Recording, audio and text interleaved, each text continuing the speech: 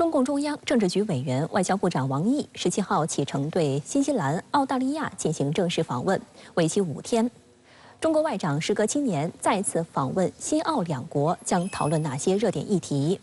澳大利亚舆论和商界近期热议中国会否取消对该国葡萄酒的反倾销关税问题，此事进展如何？作为首个同意中国入世的发达国家，以及首个正式承认中国完全市场经济地位的国家，中国与新西兰的关系始终走在发达国家的前列，又有哪些经验值得澳大利亚借鉴？来看报道。17号，王毅抵达此访首站新西兰首都惠灵顿，新西兰副总理兼外长彼得斯与王毅举行双边会晤，并设晚宴招待王毅。新西兰先驱报指出，这是最近7年来新西兰与最大贸易伙伴中国在外交领域的最高级别接触，也是新一届新西兰联合政府去年底上台以来，新中两国高层的首次面对面会晤。新西兰媒体指出，彼得斯与王毅相识多年，王毅上一次访问新西兰还是在2017年，当时彼得斯就是该国外长。去年12月，彼得斯再次被任命为外长后，两人曾通过电话。一直以来，彼得斯都将新中关系定义为最重要也最复杂的双边关系之一。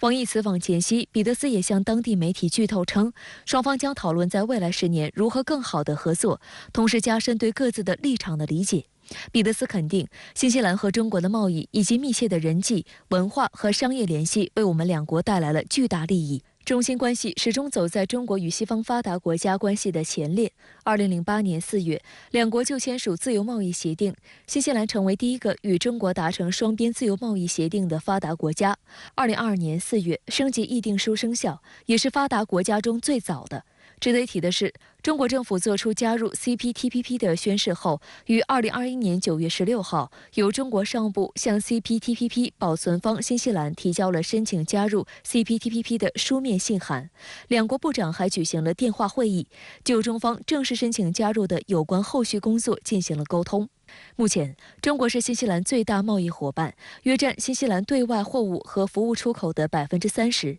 2022年，双边货物贸易额达到251.5亿美元。奶类制品和肉类是中国从新西兰主要进口货物，而主要出口商品则为服装和机电产品。根据自贸协定，今年1月1号起，新西兰所有奶类制品免税进入中国。And most economists look at the Chinese market medium to long term as having a good opportunity for New Zealand exporters. So I think for the New Zealand case, it's really a question of how New Zealand can add more value to the products which we sell into the Chinese market and maintain that really good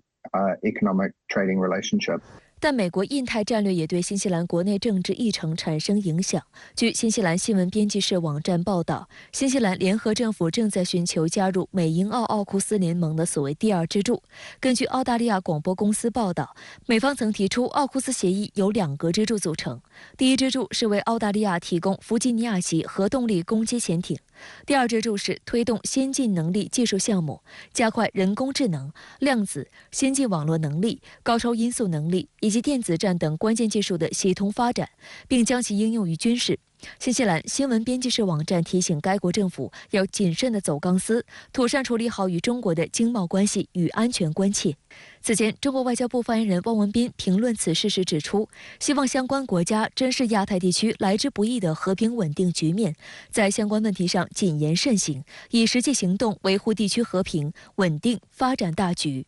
新西兰媒体认为，两国外长这次将借面对面会晤的机会，深入讨论地区和全球安全问题，包括印太地区和平与稳定的重要性。据悉，王毅将于20号抵达堪培拉，开启对澳大利亚的正式访问，期间将与澳外长黄英贤举行第7次澳中外交与战略对话。澳总理阿尔巴尼斯表示，中澳开展对话是有益的，他期待在堪培拉与王毅会面。澳大利亚外长黄英贤近日则形容，中澳关系已经趋于稳定，双方进行建设性对话至关重要。据悉，中澳外长将就领事事务、贸易障碍、预防冲突和地区安全等议题展开讨论，而中国会否取消对澳葡萄酒的双反关税，是澳社会高度关注的议题。The wait may finally be over for Australia's multi-billion-dollar wine industry, with China likely to allow our reds and whites back onto their shelves in the coming weeks. It would be the largest indication trade with Beijing. It'd be great to have a market to sell all this wine in.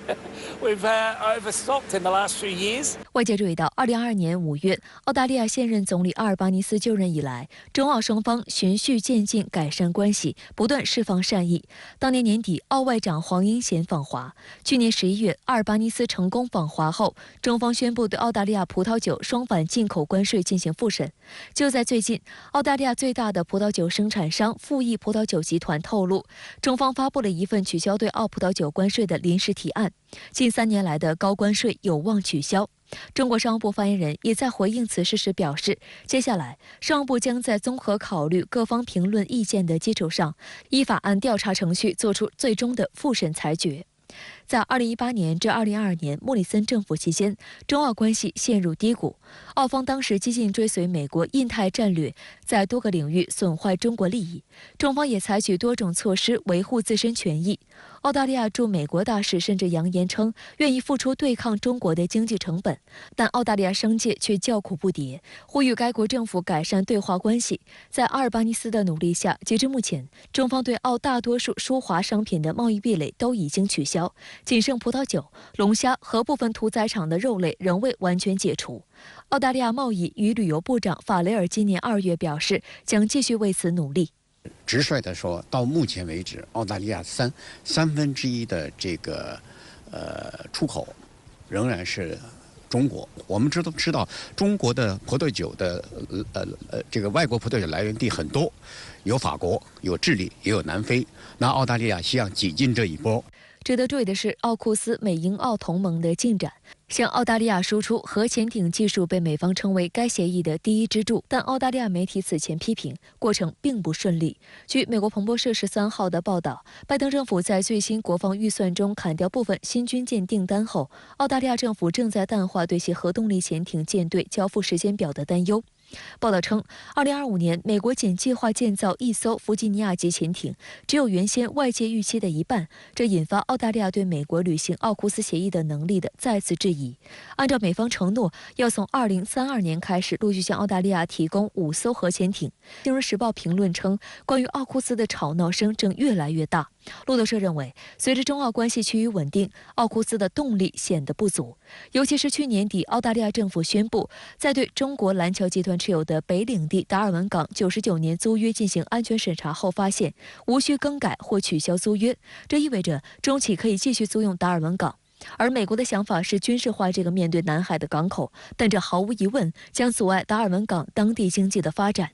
我们都知道，澳大利亚和中国之间的双向投资是很大的。澳大利亚这方面呢，需要中国这样一个巨大的投资市场；中国呢，也需要在基础设施还有在矿产资源开发上呢，寻找新的合作伙伴。只要澳大利亚再继续强化和美国的安全合作，澳大利亚的对华关系就有短板，就一定它的经贸关系就一定会受到他自己制造的安全障碍的这个影响。英国路透社16号发布独家报道称，由特斯拉老板马斯克创立的美国太空探索技术公司，也就是 SpaceX， 与美国情报机构曾签署机密合同，帮助美国建设一个由数百颗间谍卫星组成的网络。报道称，这表明 SpaceX 与美国家安全机构之间的联系正逐步加深。这家公司与美国政府之间存在紧密合作关系已不是秘密，但为何爆料仍在舆论场引发轩然大波？路透社的长篇报道引述消息人士的话称 ，SpaceX 旗下的星盾业务部门在2021年时与美国国家侦察局签署了一份18亿美元的合约，帮助美国国家侦察局发射数百颗间谍卫星，可以在低轨道上成群运行。这些卫星具有地球成像能力，跟踪地面目标，并与美国情报和军事官员分享数据。消息人士形容，这个强大的卫星网络将让所有人都无处遁形。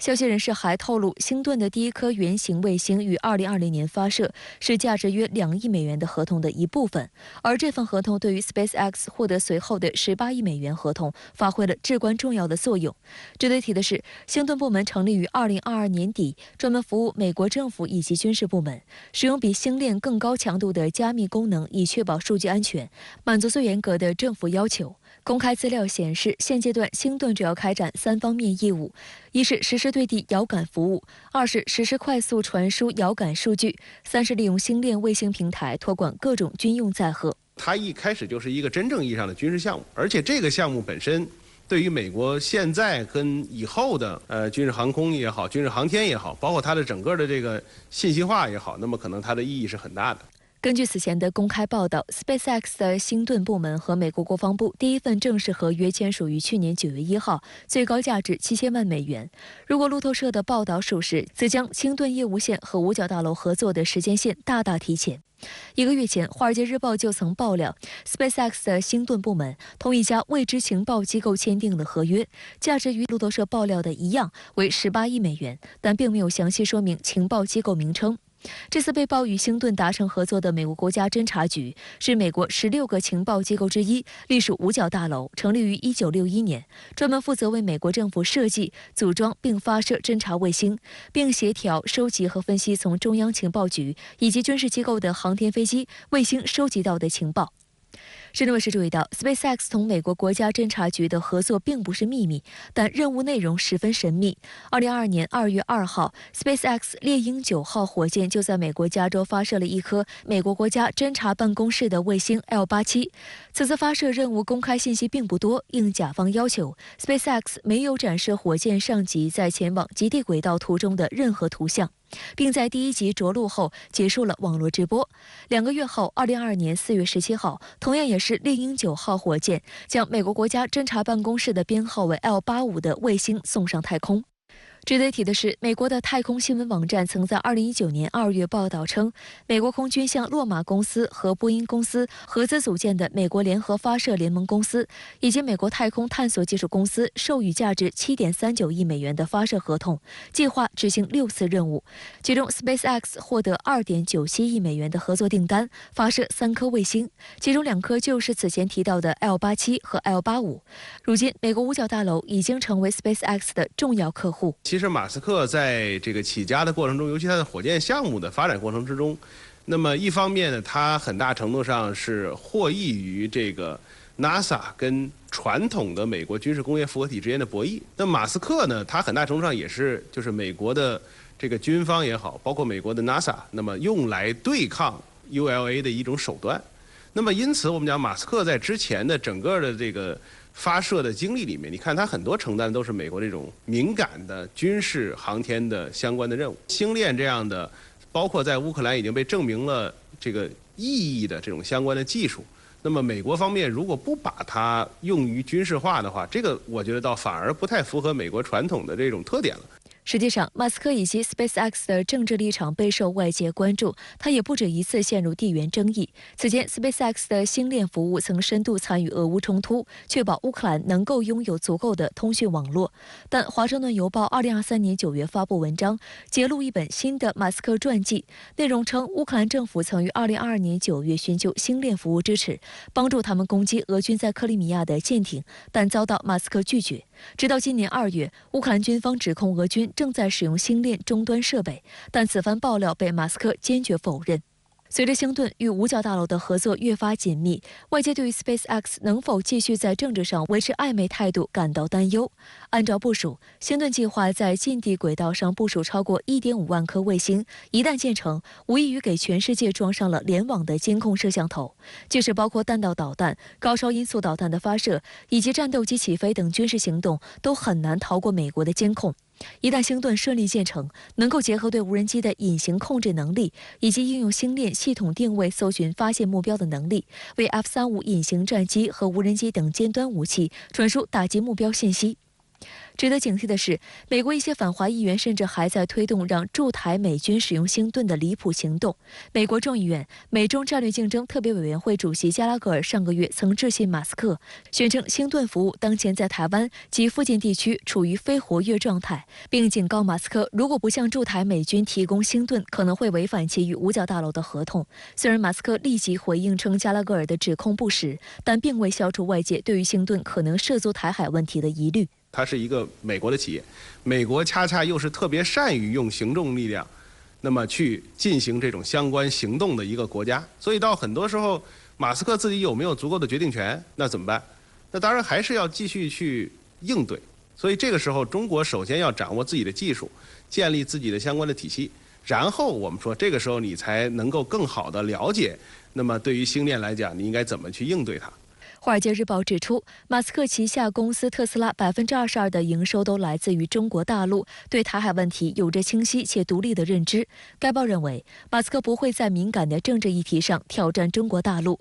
但民进党当局显然受到了美反华议员的鼓噪，开始策划打造台版星盾。据悉，在确定无法引入星链后，岛内有电信公司引进了英国和印度合资的易网公司提供的类似星链的服务。另据英国《金融时报》爆料，台当局太空中心正与一些海内外投资者进行初步讨论，从该中心分拆出一家卫星公司的可能性。按照计划，首颗通信卫星将于2026年发射，并在2年内发射第2颗。但外界对此并不看好。美国《纽约时报》就指出，台湾地区的相关产业起步晚，资金不足，基础设施落后，人才储备尤其欠缺。台湾地区2003年就提出用自研火箭发射卫星的计划，但目前综合性发射场的选址仍未敲定。据路透社独家报道，马斯克的 SpaceX 公司签下大单，正在为美国情报机构组建一个由数百颗间谍卫星组成的情报网。那您对此怎么看呢？是的，程倩，与 SpaceX 签订合同的情报机构是大名鼎鼎的美国国家侦察局，这是一个冷战意味十足的机构，诞生于1960年8月，是如今美国情报系统16家单位之一，也是举足轻重的大哥，负责管理着大量太空资产。它的缘起要追溯到1960年5月，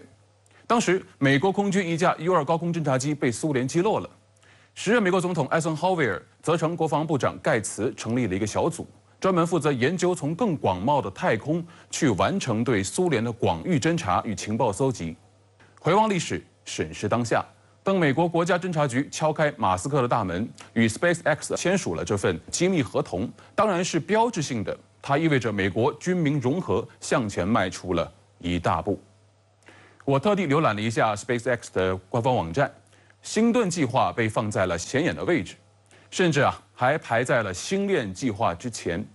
已经有好事者跑去打听了，据说 SpaceX 公司正在为星盾计划招募人员，岗位要求写明了要具备国家核心情报准入权限。这意味着从事星盾计划的员工大概率来自美国各大情报机构，而且要么是现役人员，要么是还没有脱密的离退休人员。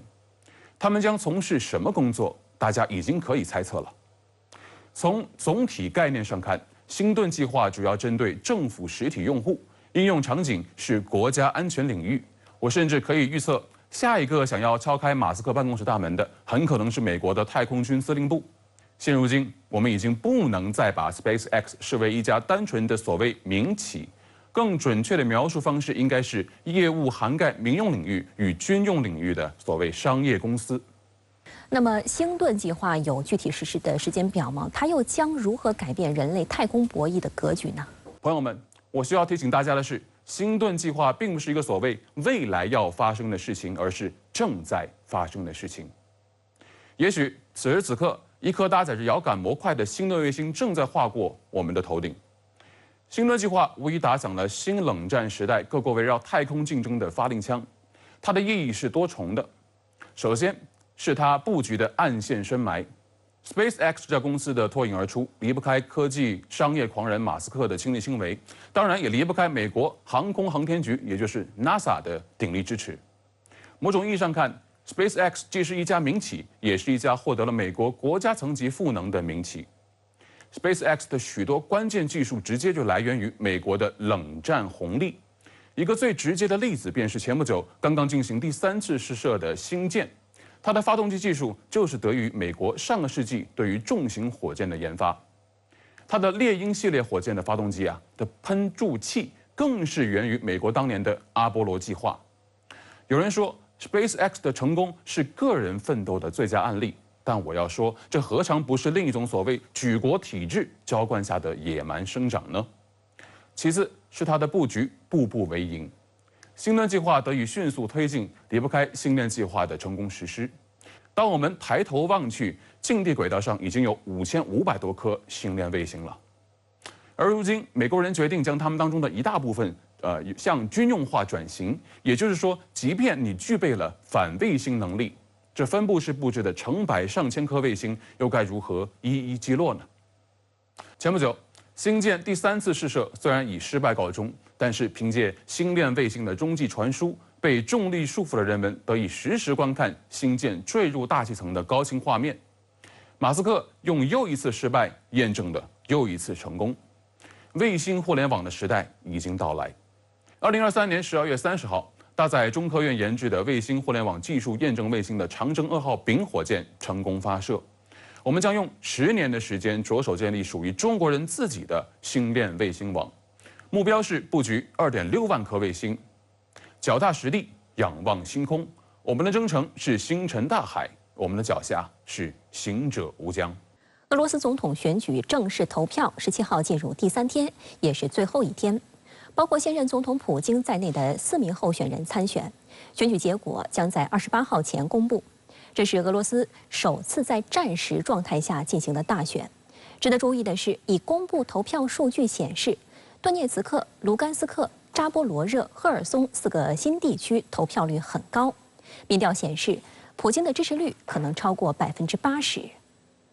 3月15号至17号是2024年俄罗斯总统选举投票的日子。这次是该国首次以线下和线上投票相结合的方式进行大选。在俄媒镜头的记录下，现任总统普京15号以在线形式投下自己的一票。除了普京，来自俄自由民主党的斯卢茨基、俄联邦共产党的哈里托诺夫和俄新人党的达万科夫同样出现在决赛圈名单中。根据规定，总统选举计票工作将在投票结束后开始。在选举中获得50%以上选票者当选。值得注意的是，俄罗斯3大民调显示，普京的支持率遥遥领先。这次大选或获得80%以上的选票。2018年，他的支持率是76%。若这次普京成功赢得连任，将是他第5次出任总统。俄中央选举委员会主席帕姆菲洛娃表示，截至莫斯科时间17号9点45分，也就是北京时间14点45分，大选的全国投票率为61.37%。公开数据显示，俄罗斯此次大选的注册选民约1.12亿，共设有9.4万多个境内投票站，在140多个国家和地区设立了295个境外投票站。俄罗斯驻华大使馆表示，俄大选投票站于17号在俄罗斯驻北京使馆以及驻广州、上海、沈阳、哈尔滨和香港的外交机构开放。俄外交部称，由于与不友好国家关系紧张，部分俄罗斯驻海外使领馆被关闭。俄罗斯此次大选在海外设置的投票站数量也因此减少。这次俄罗斯总统选举，我觉得结果是没有疑问的。因为普京政府在选前做了很多的工作，保证这个选举能够顺利进行。这次选举，我觉得看点呢，主要是看投票率和得票率。那么这也是我们包括俄罗斯国内外观察俄罗斯国内政治和国内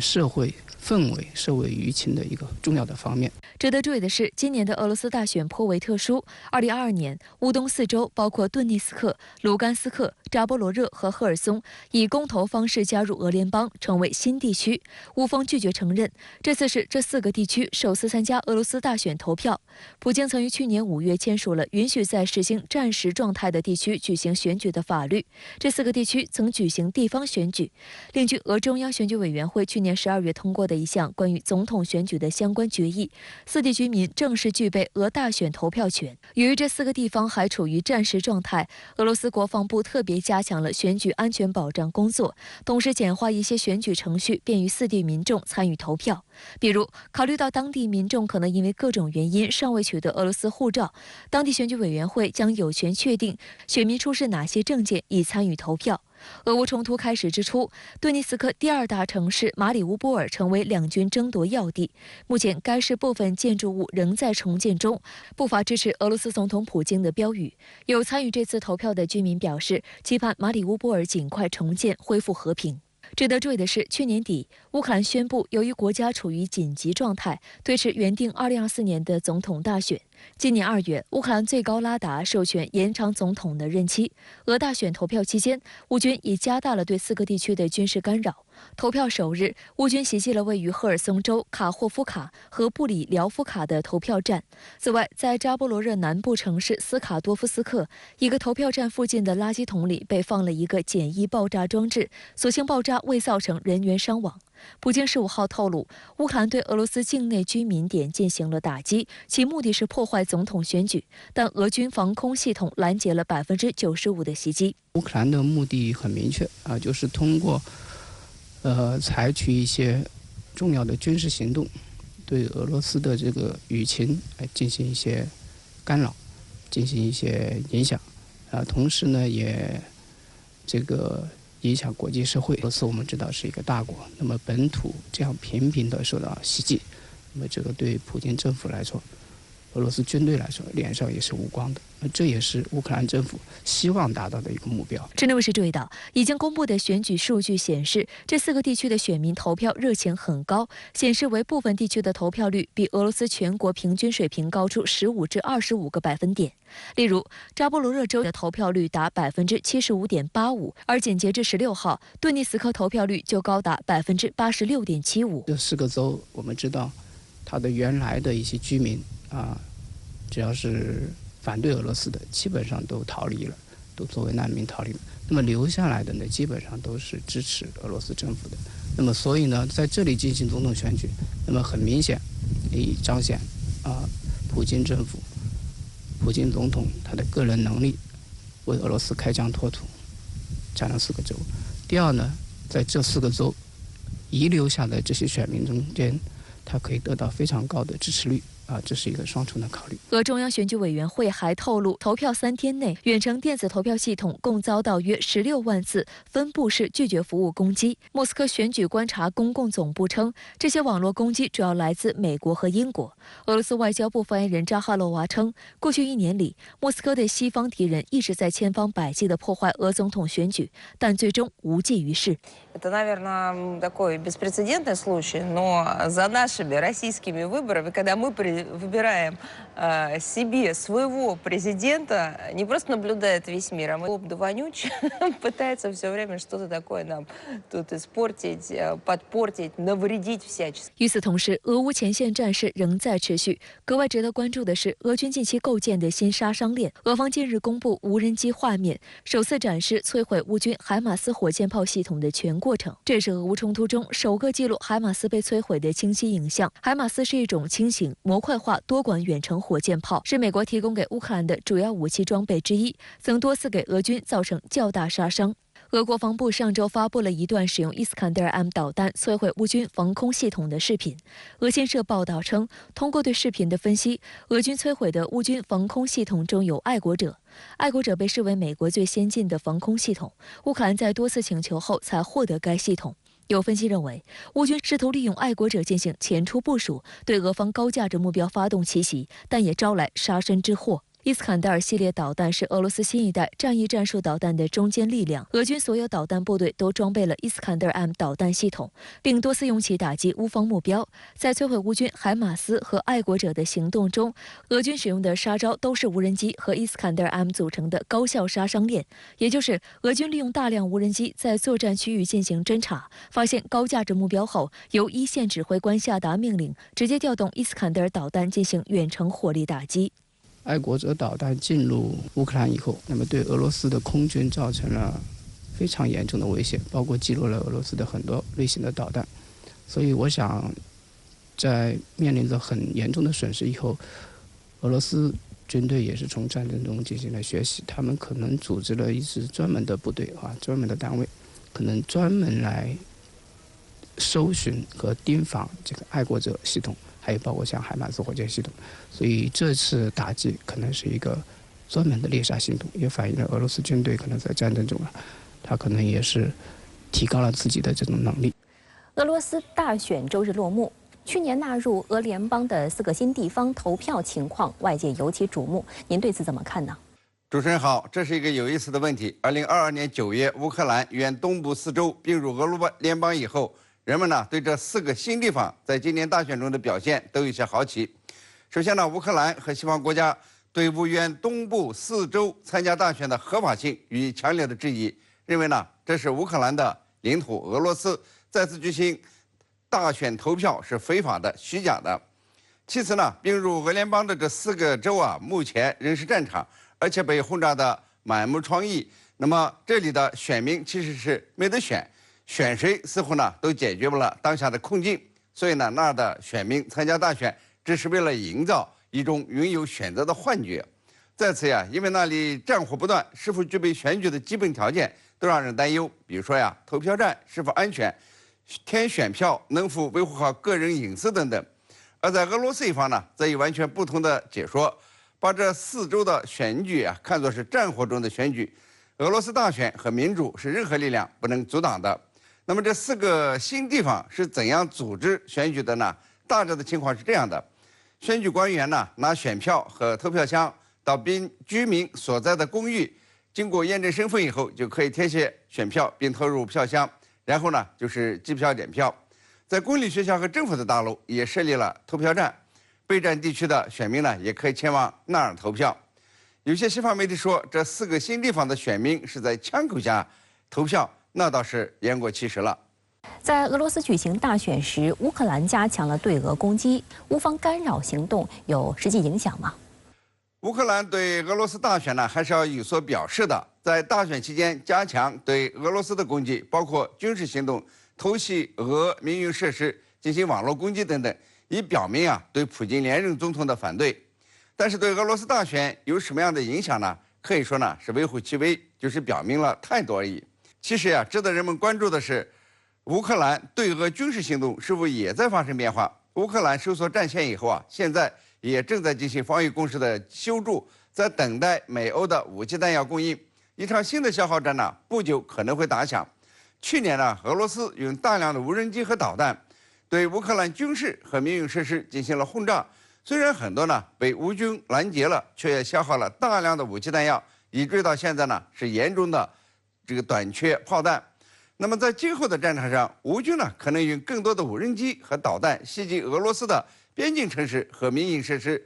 来消耗俄罗斯的弹药。同时呢，用特种作战方式和谍报工作人员一起对俄境内的目标和重要的基础设施进行突袭、偷袭，用少量的人员和有限的弹药呢来办大事，增加对俄震慑力，给欧美援助者一点信心，让他们呢继续援助和支持乌克兰打仗。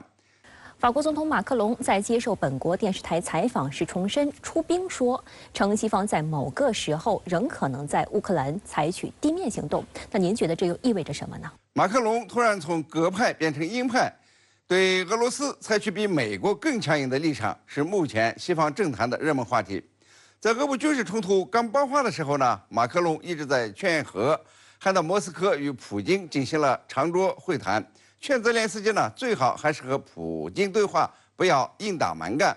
那么现在为什么呢？比任何其他西方领导人都要激进呢？还说呢要派出军队到乌克兰作战，这样的惊天动地的话来。马克龙说大话，大概呢有3方面的理由：一是呢他要充当接锅侠，美国现在呢真把乌克兰包袱甩给欧盟，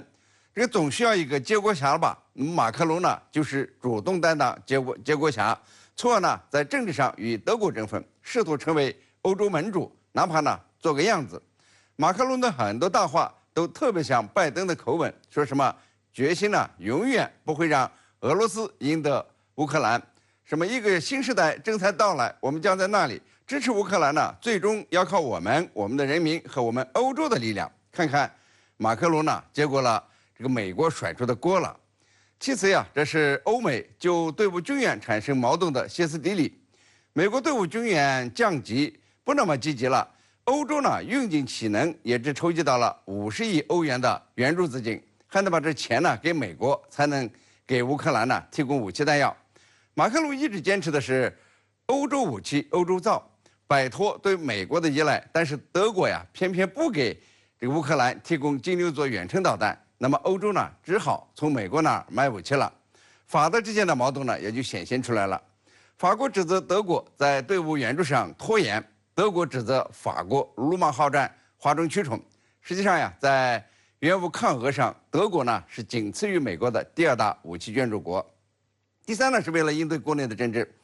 欧洲议会选举呢即将开始，法国极右翼政党可能呢要击败马克龙派，所以呢马克龙要在援乌抗俄上画出明显的界限，以便呢与极右派形成鲜明的差别。因为极右派啊与俄罗斯呢保持着混浊的关系，并不是强烈的反俄。这3方面的因素使得马克龙突然间呢就从鸽派变成了鹰派，对俄罗斯说话呢非常的尖锐，锐到啊要刺破自己的政治声誉。很可能的情况是，马克龙的狂话会反噬其身。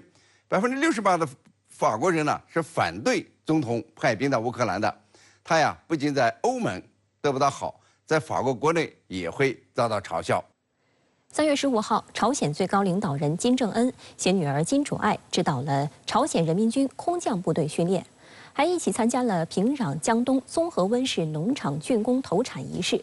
而朝中社在报道中使用了“伟大的向导者们”来形容金正恩父女2人，这一表述引发包括韩国在内的国际舆论的热议。据朝中社3月16号报道，朝鲜最高领导人金正恩15号携女儿金主爱出席江东综合温室竣工投产仪式。报道称，敬爱的金正恩同志大展全国各地兴建现代化温室农场的宏伟蓝图，并把国家重要军事基地都让出来做温室基地，付出了劳苦和心血。据悉，江东综合温室是金正恩在2022年12月召开的朝鲜劳动党第8届中央委员会第6次全体会议所决定的事项。项目位于平壤市近郊，是朝鲜智能化水平最高的集约化温室农场，使用圆筒型蔬菜栽培装置和多层种植法。值得注意的是，江东综合温室的原址是一座军用机场。此外，朝鲜莲浦和咸镜北道中平等地也拆除军用机场，用作大规模温室农场建设。引起韩联社等国际社会高度关注的是，朝中社在报道中写道，伟大的向导者们和党政军领导干部一起参观了江东综合温室，并专门配上金正恩父女与多名军官一同参观的合照。这篇报道的英文和中文版本中也使用了同样的尊称。对此，韩联社的分析指出，在朝鲜官方媒体的表述中，伟大的向导者向来只用于高级领导人，这也是朝鲜官媒首次将这一词语用于对金主爱的描述。而在2022年，金主爱首次出现在公众视野开始，朝中社先后使用“亲爱的子弟”“宝贵的子弟”等敬语进行描述，每次用语的变化都受到外界高度关注。因为这一次是首次使用这个伟大的向导者来，我们说来称呼，金正恩啊携带女儿一起来视察工作，那么称呼他们2位，所以呢引起了韩国媒体高度的一个关注。那么伟大的先导制，那当然是指国家领导人，但是，我想也不要联想太多，我想恐怕这个里面，更多的吧还是一个尊称。15号当天，金正恩携金主爱视察并指导了朝鲜人民军空降兵部队训练。朝中社的报道称，金正恩对朝鲜军队的战备状态感到满意，并要求开展针对各种地形、天气、时间和最恶劣条件的训练。金正恩表示，全军的首要任务是做好作战准备，强调士兵要有对抗敌人的坚强意志和作战到底的战争观。一旦战争爆发，必须改写历史，不能失败。外界注意到，在朝中社刊发的照片中，在一众军方高层陪同下，金主爱始终仅站在金正恩旁边，期间还拿起望远镜进行视察。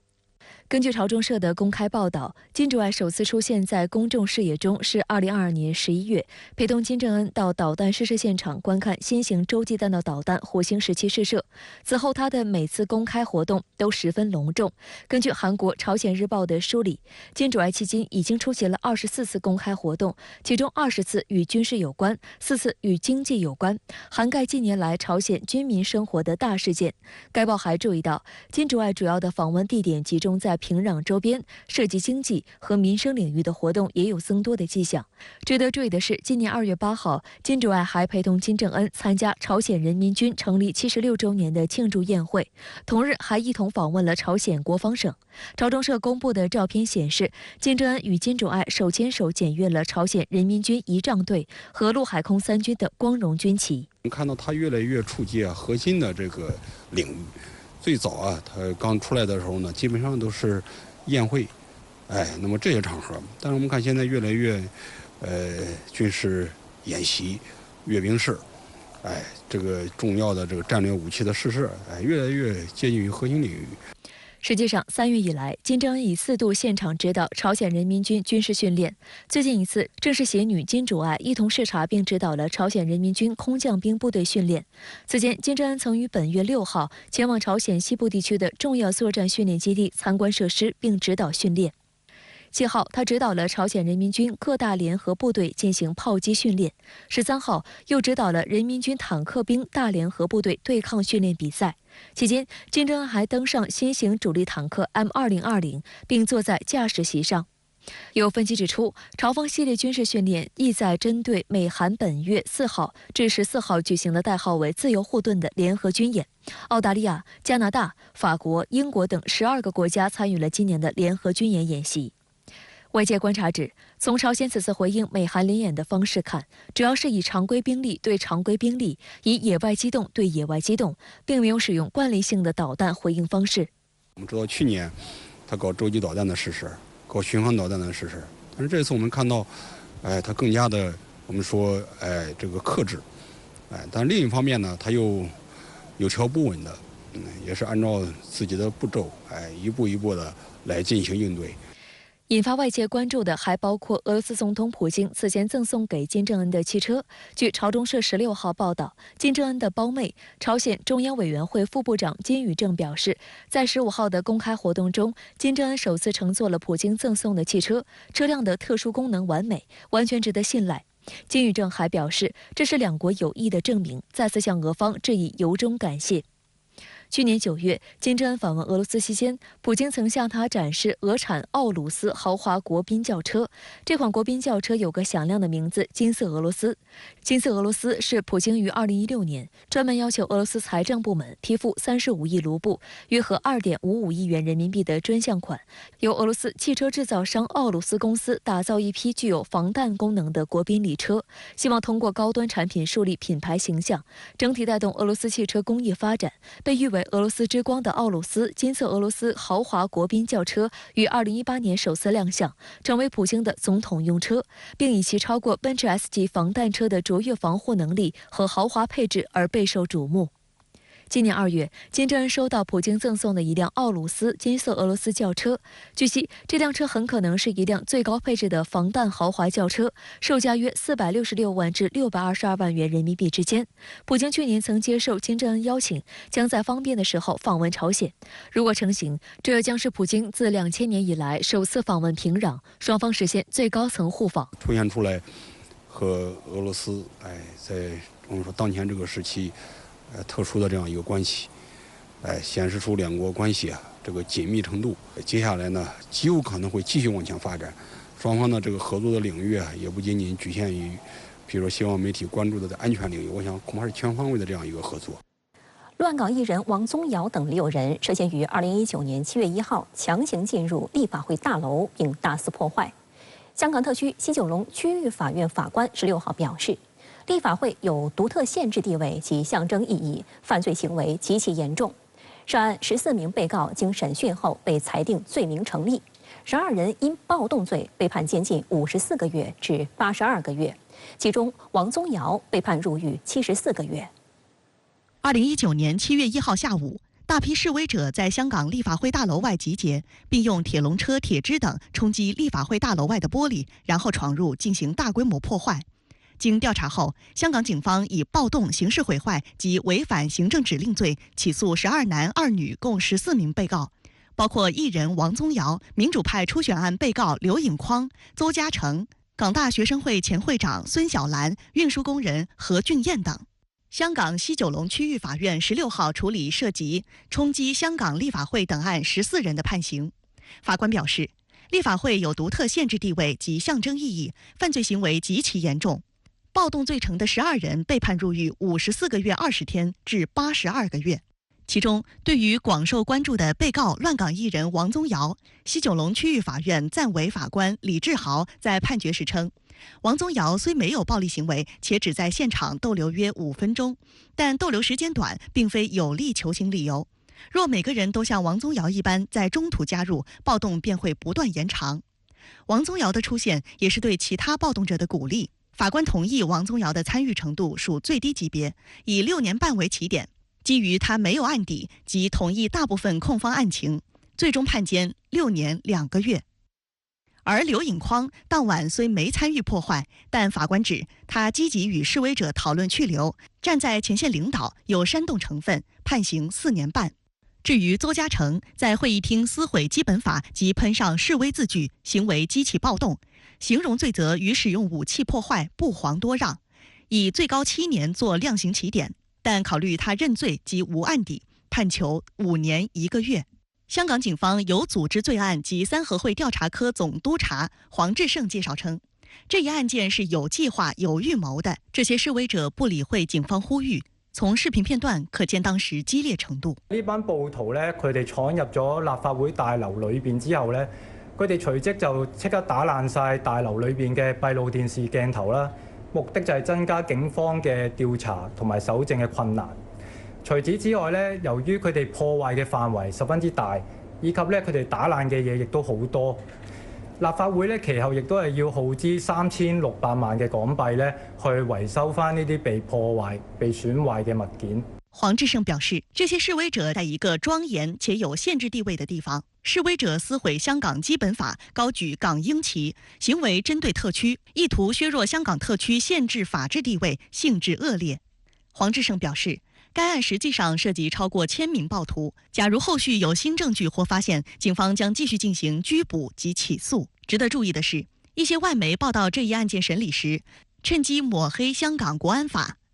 英國廣播公司16號就妄稱，香港國安法使檢控示威者變得更容易。香港特區政府在相關報道刊登後，第一時間批評英國廣播公司以虛假指控抹黑特區，維護國家安全法律，對此表示不滿和譴責。香港特區政府發言人指，香港清楚定明立法目的是為堅定不移並全面準確貫徹一國兩制、港人治港、高度自治的方針，批評報道全然無視有關條文。